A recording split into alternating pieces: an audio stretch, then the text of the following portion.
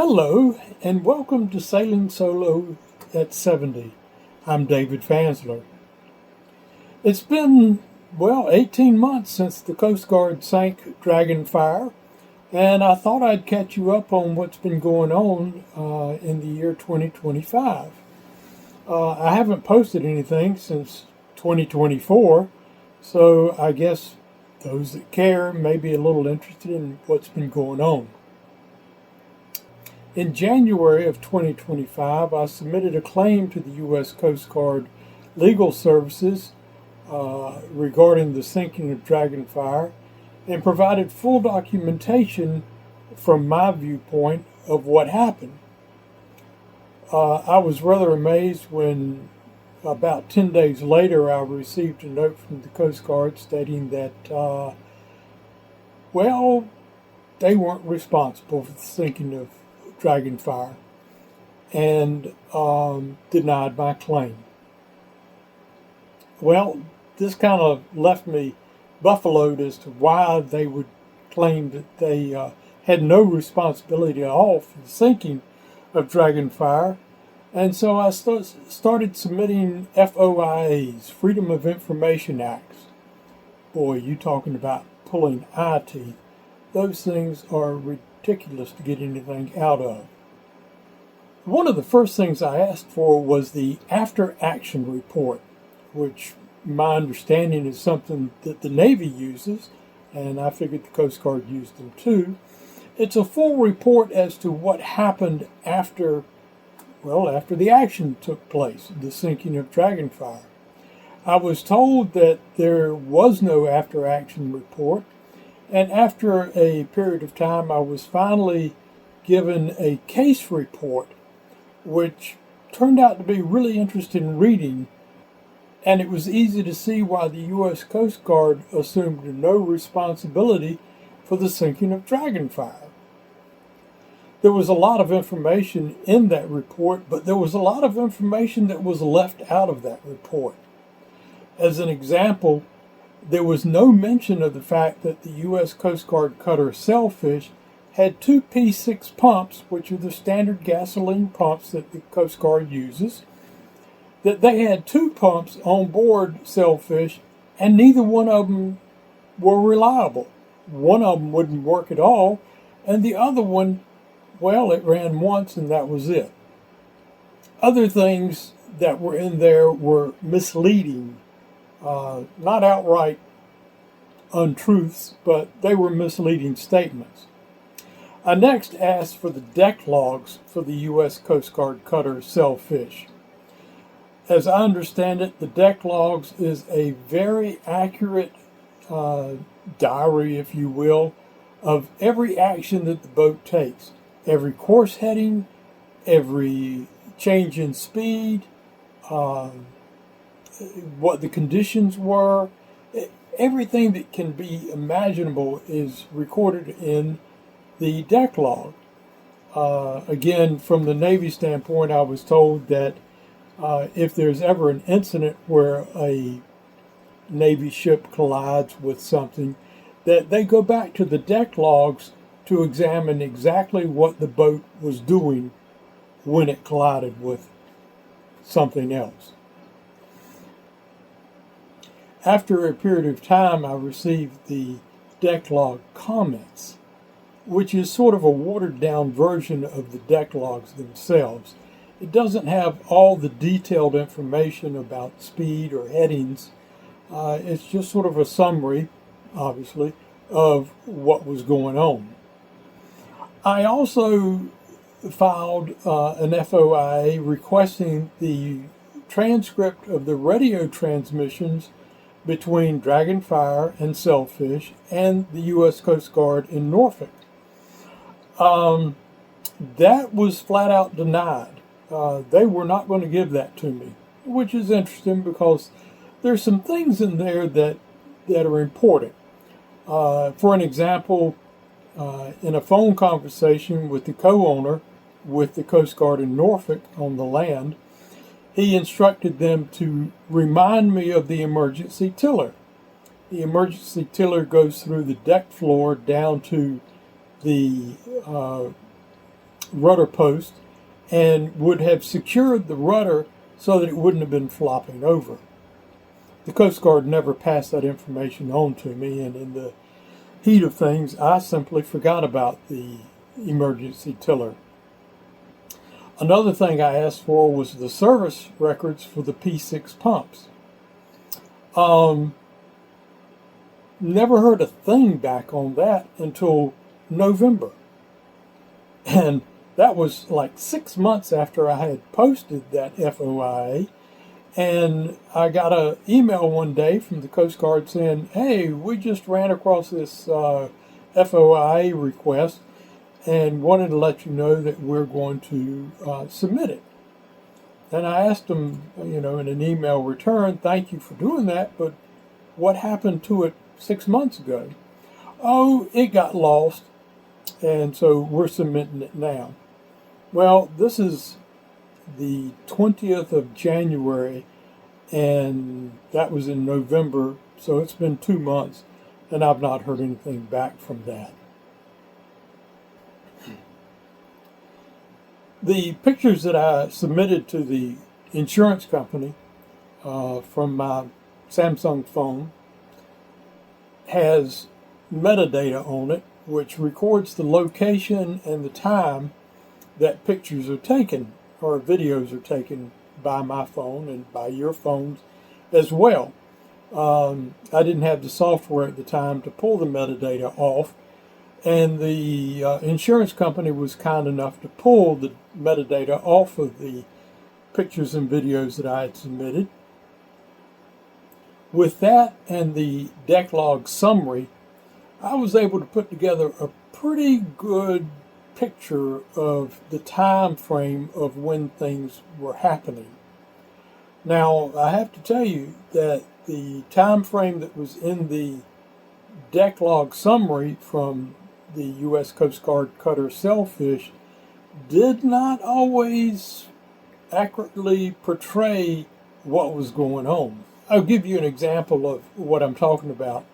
In the deck log summary, they stated that they put their tender into the water with a P6 pump, and 1 minute later, that P6 pump was on board Dragonfire. Now, the problem with that was that the U.S. Coast Guard cutter Sailfish stayed anywhere from a quarter of a mile to a half a mile off of Dragonfire. So they're saying that their tender covered anywhere from a quarter to a half a mile, and the pump was put on board the boat inside of 1 minute. Not possible. So with the time frame and evidence and information that I had, I put together a PowerPoint that I wanted to present to the legal services in Washington, D.C. When you look up a situation like this where a civilian is given a claim against the Coast Guard, it's a Form SF-98, and they state in their information that there's 3 ways that you can present this information. One, you can give it to the local Coast Guard Commandant, if that's closer than the Commandant that was in charge of the boat that was involved in the incident. 2, you could send it to legal services. And 3, you could present it to legal services. I wanted to do the third. I wanted to do a face-to-face meeting with the lawyers and present my PowerPoint to them so that I could give them some explanation as to what was going on.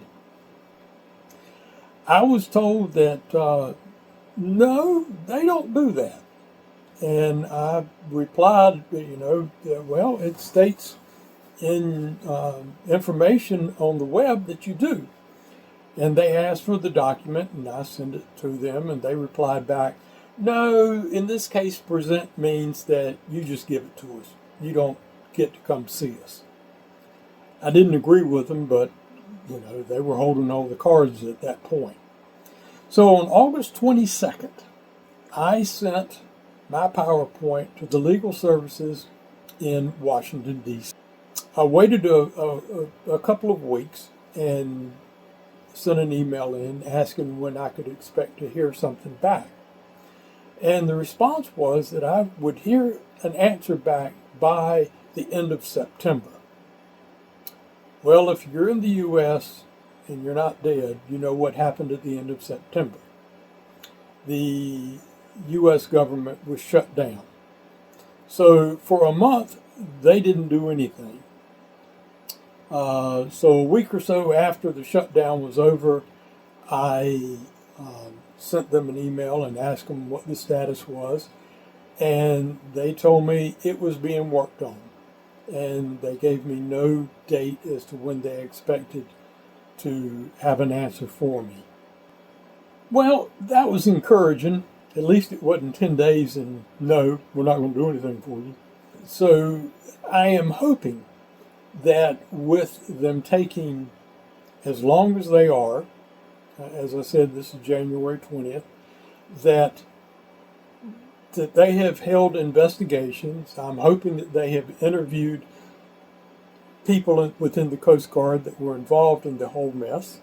I have written a couple of times asking for a status, and now I'm receiving nothing back at all from the legal services. And again, I am hoping that that means that this thing is progressing up the ladder or the chain of command. I don't know. Just this week, I sent them another email reminding them that when you submit an SF-95 claim, that they have 6 months to respond to that claim. I'm not counting the time that they were out in September as being time out for that. By my calendar, February 22nd is when the 6 months is up. And as it turns out, they have three options of what they can do. They can accept my claim and the payout. They can deny my claim and say, no, we're not going to do anything with it. Or they can actually ignore answering me altogether. In any one of those three scenarios, what happens next is that I am free to file a case in court against the U.S. Coast Guard, and I'm ready to do that. And they know that I am. In fact, at the end of the PowerPoint, it states that if my financial conditions are not met, that I will see them in court. Now, a couple of things about going to court in this case. It is run by a federal judge, so it's a federal court. There will be no jury. The judge makes all the decisions in the case. Just as a interesting point, I've been working with an AI co-pilot from Microsoft recently and doing some software development. And it's been interesting, very conversational.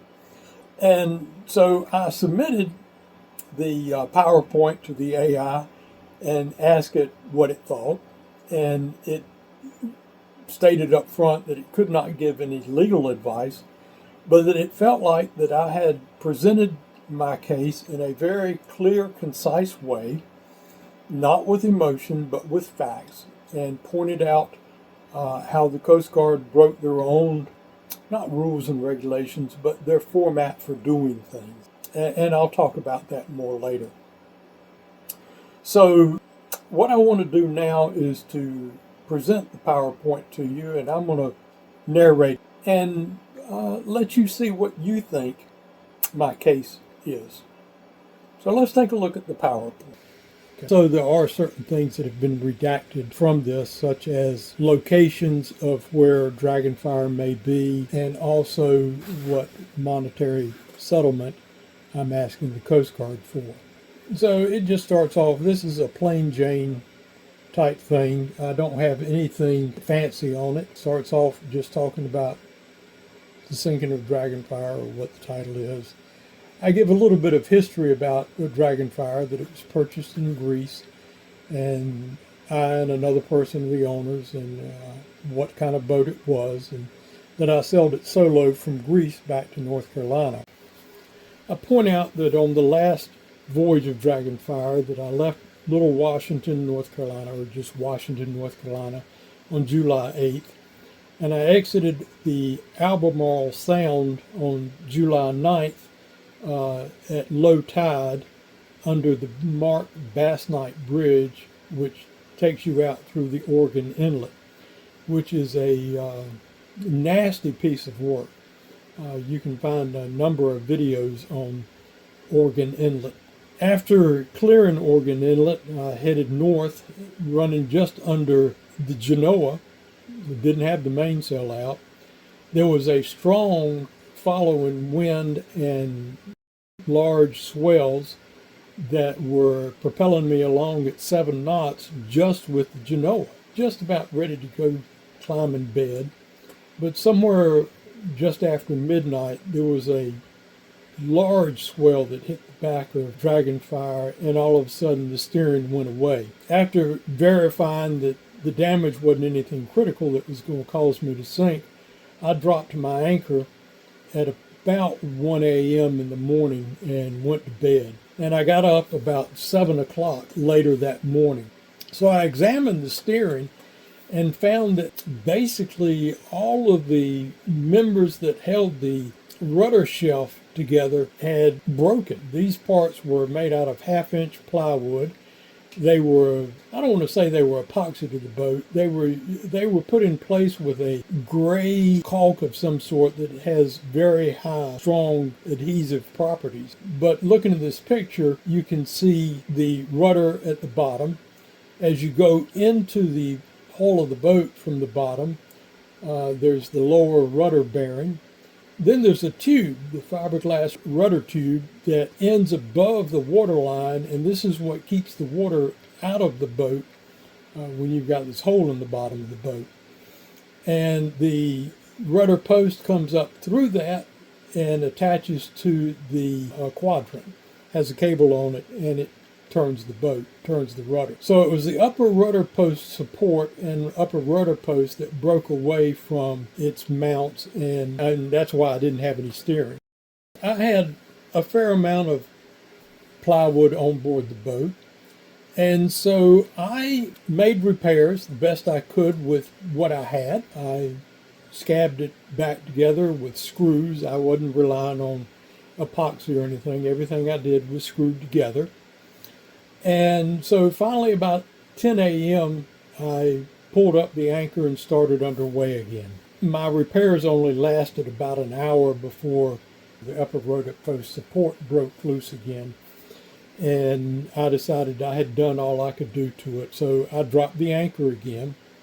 Well, shortly after that, I contacted the U.S. Coast Guard by radio and asked them to contact my boat partner, to have him contact our insurance company for them to contact a towing company to come get me. At this point, I was some 20 to 25 miles off the coast of Virginia Beach, Virginia. The U.S. Coast Guard complied, contacted my business partner, and he made the call to the insurance company. Let me comment on the sea state at this point. The seas were running probably a good 4, more like 6 feet steady. It wasn't affecting Dragonfire in any way at all. It was riding it without any problems. It's at this point that the case summary starts to deviate from my time frame of when things happen. Like I said, it was about 11 o'clock when the second failure of the upper rudder post took place, and yet the Coast Guard has it logged as 10:20 as to when I made the call for help. Now, that's a fair amount of difference.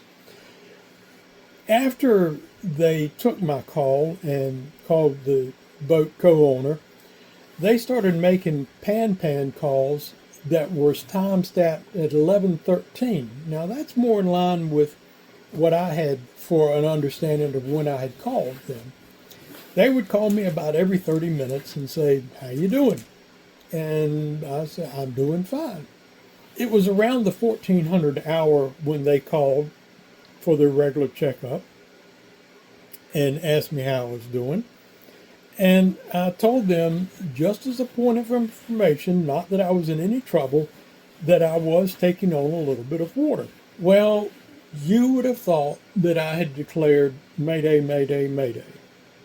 Because at this point, the Coast Guard dispatched 3 ships to my location. The first one to make it was a boat from the Virginia Beach Fire and Rescue. I later ran into a gentleman who had been on that boat, and he said, we almost didn't make it out there because the water was so rough. I found that to be an interesting comment. Shortly after that, a similar rigid inflatable from the U.S. Coast Guard station at Little Creek arrived. They had a conversation with the Virginia Beach boat, and then the Coast Guard boat announced they were going to take me under tow. And at this point I asked, well, what happened to the commercial towing company that was coming? And they said, well, they've elected not to come out because of the sea state. So the Coast Guard boat takes me under tow. And, well, the first thing they did, they put a gentleman on board from their boat with me, and he attached the tow line, and the tow proceeded very smoothly, probably in the 5 to 6 knot range. And from what I can tell from the pictures and stuff that I took and the metadata, it was for about 13 miles. Most of the times, as I note here that I'm going to provide, being taken from the metadata attached to the pictures, again provided by my insurance company. The first Coast Guard boat could not tow me all the way in because they were running out of service hours for the day. And so I was told that once the U.S. Coast Guard cutter Sailfish, which was an 87-foot cutter, arrived, Sailfish would take up the tow. Once Sailfish got involved, their deck log comments state that they passed the line to me at 1600 and the tow started at 1610. This image that you're looking at was taken at 1607, so that's fairly close. Illustrates 2 problems that caused the damage and the subsequent sinking of Dragonfire. Number 1, they were towing me at somewhere around 12.5 knots. And I'll explain how I came up with that in just a few minutes. The second thing was the yaw. That's me not being behind the cutter, but rather being off to one side. And you can see the tow line going from their stern to my bow. And this puts an enormous strain on Dragonfire, especially on the rudder tube post that keeps the water out. Now that rudder tube post already had a small crack in it, and that's what was causing the water to enter the boat. Both of these situations are handled in the Boat Crew Handbook of Boat Operations. Now, you got to understand up front, these are guidelines. It's not law. It states that in the very front of this book, but it's designed to be policies invoked when towing, and these policies and procedures were not done when they were towing me. The handbook addresses yaw on page 3-55, where it talks about that if the boat has any yaw at all, that you should stop and figure out what's going on. One of the recommendations was to put out a drogue, which we did that prior to the actual beginning of this tow by Sailfish.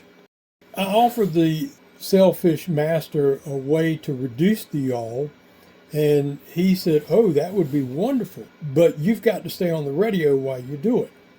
And I explained to him that that wouldn't really be possible, because to fix the problem I would have to step onto the back step of the sugar scoop, the stern of the boat, open a hatch up, remove the 10-man life raft, which gives me access to another hatch where the rudder post was. And I would be able to get the rudder post vertical, but as it was, the rudder post was not vertical, and the rudder post was damaging even more the fiberglass tube that the rudder post traveled up through. Once I explained it to him, he stated, no, let's not mess with that. We are stable. Now, stable was his word. That was a direct quote from him. And we were anything but stable with the amount of yaw that was going on. Again, according to this same handbook, there is a maximum speed that tows should take place. According to the table, there's a formula for it based on the length of the waterline, which most of you are probably familiar with. But they make it easy. They even have a table that has this information in it. Based on a 50-foot vessel, it stated that the maximum tow speed should be no more than 9.5 knots. And again, from metadata and timing of things, I estimate that we were running probably closer to 12.5 knots. So what does that mean? I had been towed for 13 nautical miles at a slow speed. Sailfish, on the other hand, only towed me for 7.5 nautical miles with that strong, very pronounced yaw and at a higher speed. According to the deck logs, I stated that at 1740, I was taking on more water than the bilge pump could handle, which is an hour later than what my timing of events has. 1759, they launched a small boat, and that the pump was on board Dragonfire at 1800, 1 minute later. Now, Sailfish stayed anywhere from a quarter to a half mile away from Dragonfire. In 6 to 8 foot seas, inflatable is not going to make it a quarter to a half mile round trip in 1 minute. It's more like 20 minutes at a minimum. They also stated that it only took them 20 minutes to get in the water and over to the boat. My timing was more like 45 minutes before they actually got to Dragonfire with the boat, with the pump. They note in their comments that they arrived at Dragonfire with a second P6 pump at 1835. What they're leaving out is the fact that the first P6 pump was missing an intake gasket, and the pump would not suck water without that intake gasket. So the small boat had to return to Sailfish. They got another hose and returned back to Dragonfire. That would have taken at least 20 minutes to have taken place. There's no way in 6 to 8 foot seas that an inflatable is going to make anywhere from a half mile to a 1 mile round trip. And this information, again, was totally left out of the deck logs and out of the case that they provided. The way I saw it, the first pump arrived around 1725. It took 10 minutes to unpack it and start setup, and that was when the crewmen discovered the gasket missing. So it's 1735 now. 20 minutes for a round trip, and that's being gracious. It's 1755. At 1805, he had the gasket installed and started working on that P6 pump, only to discover the thing wouldn't run. Now, to me, it was anywhere from a half hour to an hour of him playing with that pump and nothing happening. But, I'll give it the benefit of the doubt and state that 30 minutes. So if he tries for 30 minutes, the time's now going to be 1855. The deck log comments state that the P6 pump would not stay energized, that's a lie. Well, it's not a lie. It's a misrepresentation. That pump never started. So yes, it never energized because it never started. They made another minimum 20-minute round trip to get a second P6 pump. Now we're looking at 1915 when they got that pump on board. And at this point, the water is about 12 inches deep in the cabin of Dragonfire. it only took about 10 minutes or so for the second P6 pump to actually pull the water out of the cabin. So that puts us at about 1930 hours. And the deck log comments has them having us under tow again at 1925. So that time's fairly close. What takes place between those two times of the end of the first tow and the beginning of that second tow by Sailfish, there's major discrepancies in the events that was taking place. All right, so here's a side-by-side of my timing based on metadata from the pictures as much as anything versus what the deck log comment stated. So 1610, I stated towing begins. They said 1610 underway. By 1607, we had extreme yaw. 1640, I report we've got major water coming in. They say it was 1740. Now, the reason why that 1 hour difference is so important is that if you take it from their standpoint, that's an hour longer that they were towing me, which means they can state they were going slower than 12.5 knots. By my putting the egress at 1640, that cuts an hour out of their time that they said they were towing me. And that's an important point. All right, 1725, first pumps delivered to Dragonfire. They stayed at 1759. They left Sailfish with the pump. All right, 1735, small boat goes back to get the second hose. 1800, the crewman has switched gaskets. They have 1800. The first pump arrives at Dragonfire. Again, this has to do with that 1 hour difference that they claim that they were towing me during. 1805, tries to prime the pump. 1825, tries to start the pump. 1855, they go get the second pump. 1950, 20 minutes. The small boat returns with the second pump. And they state that at 1835, the second pump is passed to Dragonfire. Again, they're shortening the time of that so they can say they were towing me longer. And at 1920, the pump out began. And by 1930, we're done and under tow.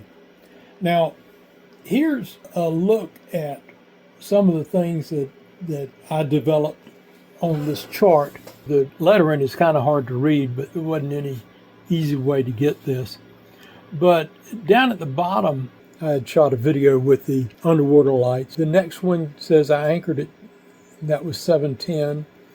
And then I indicate the distance that the small Coast Guard boat towed me, and that was 13.31 nautical miles. I've got a picture of the cutter approaching, and that was at 1554. Interesting, the first time I asked for information from the Coast Guard as to where Dragonfire sank, they gave me the longitude and latitude of 20 miles off of False Cape, which is kind of funny because where they got that was from their Facebook post stating that that was where the boat sank. So their Facebook post was wrong, and took that and just looked at the chart and said, oh, well, this is where it is. It was wrong. So Sailfish starts to tow at 1636. Then after the pump out at 1845, they take me under tow again, and then you can see we make kind of a right-hand turn. Then there's sloshing water in the boat again from the videos you've seen. If you haven't seen it, go back and look at the last YouTube that I posted. So I did some calculations on, again, from metadata on how far we drifted while we were trying to get the second pump to run a second time, which it wouldn't do for any time frame. So there's other documentation there about how long it took them to dispatch the first pump, messing with it, and 40 minutes for traveling 7.25 miles, which is where I got the 12.5 knots from. And below that is the comment from the crewman's handbook that I shouldn't have been towed any faster than 9.5 knots. Okay, so here's again a breakdown with the towing starting at 1600, and I put the tow at the end of the first tow at 1640, 40 minutes, and they reported an hour and a half worth of towing. And if they towed me for 7.5 nautical miles in 40 minutes, that gives you 12.5 knots, 3 knots over the recommended. If you take their timing of an hour and a half to cover 7.5 nautical miles, it only puts them a speed of 5 knots, which is ridiculous. It was far faster than that. One of the things, if you sail a lot, you can almost estimate your boat speed just by watching the water go by. And it was far faster than the boat ever traveled. So 40 minutes into the second tow, the tow was dropped again because Dragonfire was getting low in the water from the water coming in. And again, the second pump would only run for about a minute before it would shut down. And that wasn't long enough to keep up with the water that was coming into Dragonfire. So they sent a second crewman over to try to help the first crewman figure out what was going on with the pump. And he'd only been on board for a few minutes before the Master Chief of Sailfish ordered the evacuation of Dragonfire. So why did Dragonfire sink? There's 4 major contributing factors. 3 of them go against the U.S. Coast Guard handbook for crewmen, towing me too fast. Extreme yaw, which caused the rudder to lean over along with the speed and broke that fiberglass tube that the rudder shaft post goes through, and therefore was allowing large amount of water to boat. Sailfish denied my request to secure the rudder and to reduce the extreme yaw. This is utter negligence. There is no other way to put it. And then the fourth thing was they had 2 non-operational P6 pumps on board Sailfish. All 4 of those factors were preventable. What even makes it worse is that the U.S. Coast Guard posted a safety alert in March 19, 2021, and they were warned that the emergency dewatering equipment, which is what they call the pumps, needed to be looked at on a regular basis. And the reason they put this out was that there were a large number of commercial people that were going out to rescue boats and their pumps wouldn't work. So the Coast Guard sent out this safety warning stating that these pumps needed to be examined on a regular basis and tested. In the case of the dewatering equipment or the pumps, it needed to be every 3 months or every 90 days. I think it's fairly clear that they were not doing that on Sailfish.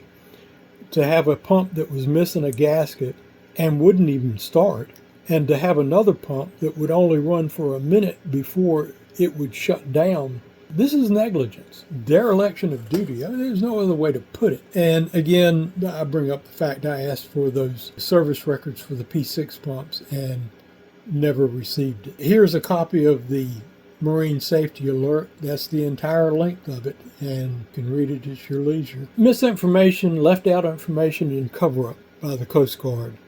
It's kind of funny we make jokes about not trusting the U.S. government, but we really should. We should be able to. But here's a case where the Coast Guard failed in that trust, in not telling the truth, not telling the entire information, and basically lying about it.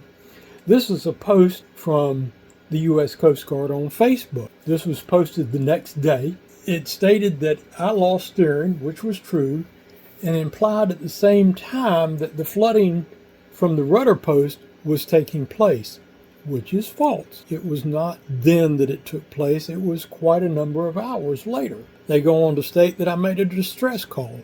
I never made a distress call. I called and asked for help. The Coast Guard are the ones that stated they were going to tow me. I didn't ask them for a tow. I wish I wouldn't have let them tow me.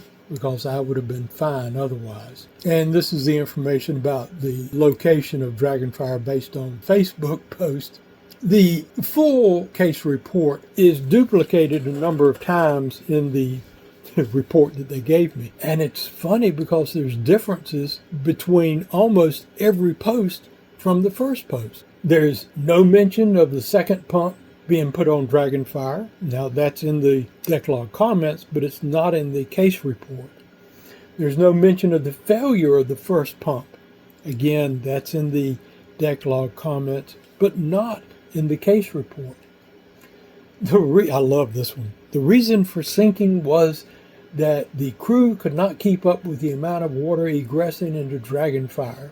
Not that there was two bad P6 pumps. The crew couldn't keep up with it, and they don't give the reason why they couldn't keep up with it.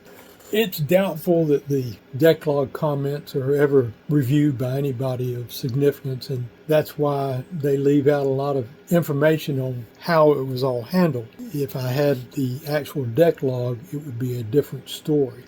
So I made 4 FOI requests. First one was filed March. It was partially answered in May. And the proper office didn't get it until May 7th. So it only took them a week to respond once they had it. But they sat on it for almost 2 months before it got to the right place. I was denied the radio transcripts. And again, this would have showed the emergency tiller reminder. It took 39 business days for that response.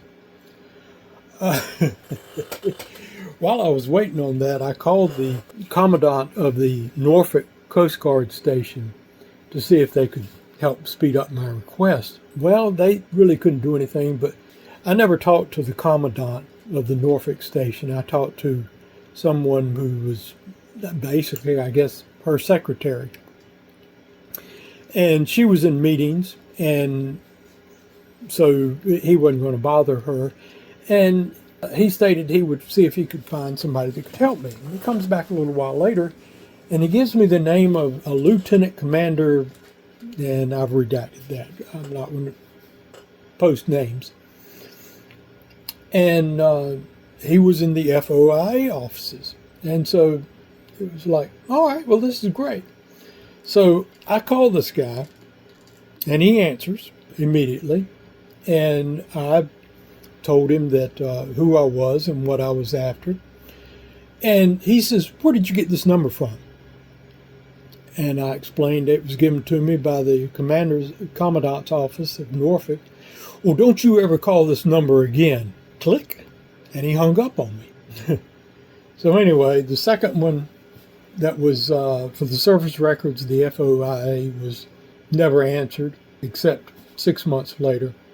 The third one was for the declogs, and I got the declog comments. It took 47 business days for that one to take place. Since it was wrong information, I filed another FOIA requesting the declogs. That was denied shortly thereafter because it was listed as a duplicate, even though in the description I gave, I was very specific that I did not receive what I requested. So I appealed that decision on August 15th, 2025, and again, have not heard anything. So in the end, being towed faster than I should have been, not being allowed to correct the extreme yaw by centering the rudder post, by the Coast Guard not relaying a message to remind me of the emergency tiller, by the Coast Guard cutter sailfish not having 2 operating pumps. If they just had 1 operating pump, but they had 2 non-operating pumps. And the fact, again, that they failed to document it in some reports that there were failure of the pumps, that the U.S. Coast Guard failed their own guidelines into towing, that they withheld critical information. What they posted on Facebook was not actual fact. From my standpoint, I lost something. I lost something very, very important to me. I had probably spent 9 months on that boat in the almost 2 years that we owned the boat. And It was very dear to me. I got to witness the Coast Guard failures. It has brought me heartache, pain, and depression with that. Would I have been better off if I had not called the Coast Guard? And the answer obviously is yes. The rough seas were of no consequence to Dragonfire. It wasn't bothering me at all. I had enough food on board for 2 weeks. 2 weeks. So getting in was not, I'm going to die out here through starvation. That would have been more than enough time for the seas to have settled and for a commercial towing company to come out and provide me a safe tow and have maintained dewatering systems if they needed them. Dragonfire was insured, but it was insured for the amount of the purchase value, and it was our fault for adding a lot of value to the boat through improvements and forgetting to increase the insurance. The Coast Guard states that if they have to pay out money, they're going to pay it to the insurance company. But the insurance company says they're not interested in anything that the Coast Guard has to offer. For these things that they failed to do, I asked a settlement of a certain amount of money, and that if they don't meet the request, just know I'm going to take them to federal court. And I feel quite confident that it will be ruled in my favor, and if it goes to court, it's more time and money out of my pocket, and I'm going to ask for more money. And do they really want all their mistakes, lies, and cover-ups to become public? And Homeland Security, Secretary of Homeland Security, I don't think they take a happy view at the Coast Guard inability to perform a simple tow of a 50-foot sailboat without total loss of the vessel. So there's my PowerPoint. I'd be interested to see if you feel like I have a case or not. I'd prefer short answers. I don't need people giving me armchair quarterbacking on, well, you should have done this and you should have done that. You ought to just forget it and be happy. And, I'm not into that. And I would appreciate the proper responses from people if you see so fit as to respond. So February 22nd is coming up here in 4 short weeks. And I'll give you all an update when that takes place as to what has happened. So until then, this is David Fansler, sailing solo at 70, saying have a good evening. Bye-bye.